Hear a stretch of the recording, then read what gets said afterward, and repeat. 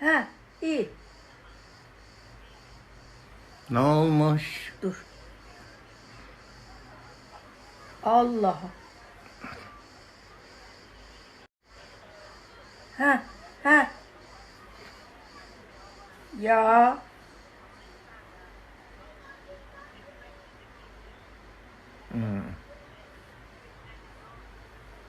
Ha.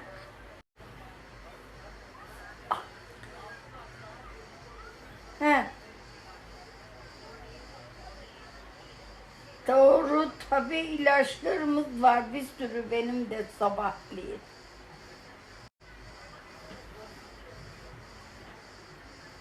Allah.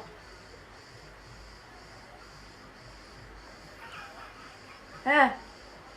He. O da hayırlı Benden cumalar. de selam söyle. Ay dur Aydın, ezdi beni sen. İtme. Bir şey üstüme yatıyor, ay ağır anam. Hafifim be. Gördün mü? Ha. Aa yavrum. Öpüyorum yenge. Kız öpüyorum de. Öpüyorum diyor seni, öpüyorum yenge diyor. Söyle. Kazanıyor vallahi, bir şeyler yapıyor, kazanıyor. Öpüyorum yenge diyor. Bir daha söyle. Bir daha söyle. Ha. Bir daha söyle.